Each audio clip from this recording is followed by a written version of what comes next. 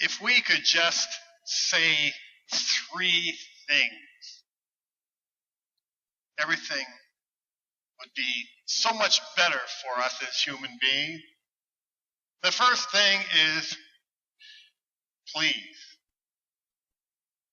The second thing is, I'm sorry. And the third thing is, thank you. Have you ever noticed how hard it is to say these 3 simple things? It's hard, isn't it? And we all know the reason why. We tend as human beings to take things for granted. Well, today we have the story of the 10 lepers and a Samaritan who came back. Take time to come back. Take time to come back. Now, leprosy. The leprosy that these men were suffering from is not the leprosy that's mentioned in the law. At that time, in Moses, they didn't know about leprosy. And the leprosy or the skin disease that they had was curable. Leprosy was not. We all know what it's like. We've seen stories, we've seen pictures. What a horrific thing to have leprosy. It's like you're decomposing before you die. And they were forced to live in colonies. And whenever he entered into a colony, it was like the sign over Dante's hell. Abandon all hope, ye who enter here. We humans can endure many things, but we cannot live without hope. When Father Damien went to Molokai, of course, when he hit the beach and he went up and he saw them living in hovels. And, of course, he was horrified at the scene before him. But he also experienced, because of the loss of hope, complete moral and spiritual collapse. Well,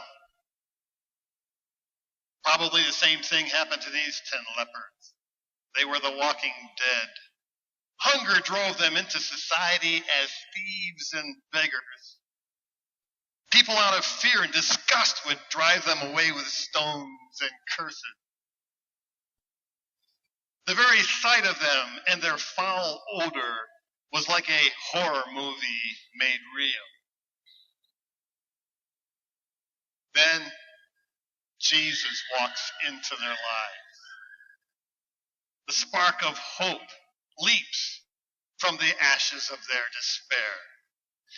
And they cry out for mercy. Haven't you often wondered what they thought when Jesus tells them to go to the priest? They probably scratched their heads and said, wow, it took a step of faith, didn't it? And I can see it with every step that they took.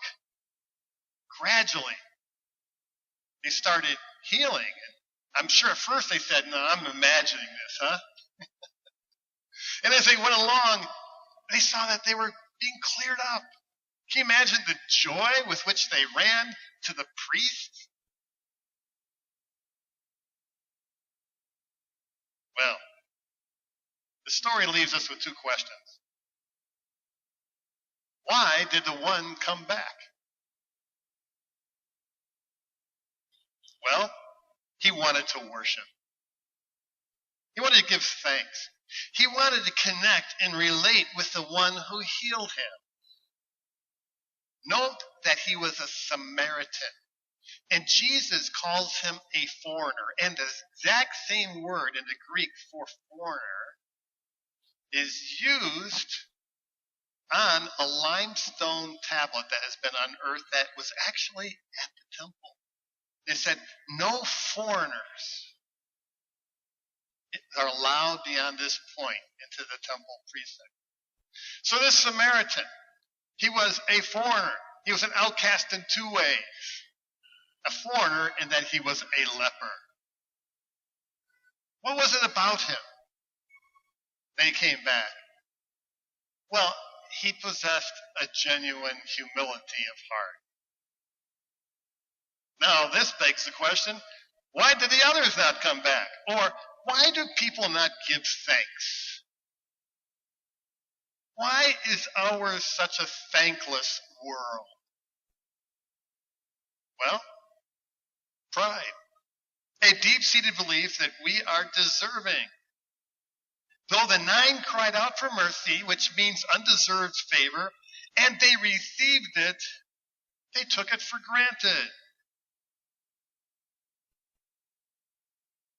Look at verse 19.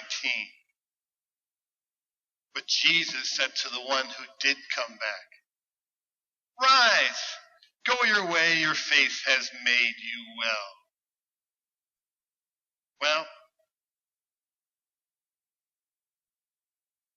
the Samaritan was joyfully united with Jesus relationally.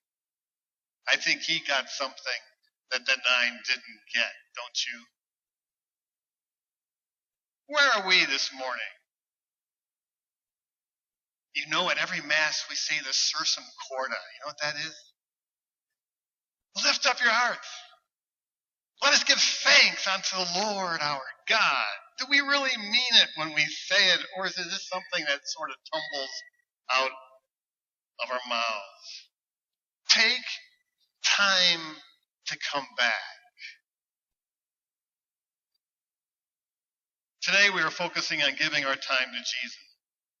In other words, we're focusing on the Samaritan. If we say the Mass well, we will be crying out to God for mercy and will be giving thanks. However, if we truly live out the Mass when we go, we will want to take time and come back to Jesus and give him praise. What does this look like? Well, it's not just coming and going. Isn't that something that's easy to do? Just come and go. But to plug in to Jesus, relationally, like the Samaritan, to commit time for your own formation. Jesus wants to relate with you, and faith binds us to Jesus. Now, like many of you fathers, I know you've probably poured much of your life intentionally trying to bring up your son, daughters, right? And so did I. I'm thinking particularly right now of my son. You know, my son never was a boy, and now he's a young man of many words. I poured out my life for him. And you know, 2 birthdays ago, he scribbled on a plain sheet of paper. Nothing fancy. He didn't get a card. A thank you note. It's one of my most valued possessions. I have it on my dresser. Because that was his way of coming back to his Father. I think that's what Jesus wants us to do today, isn't it? To come back with true heart of thankfulness. Take time to come back. Jesus wants to relate with you.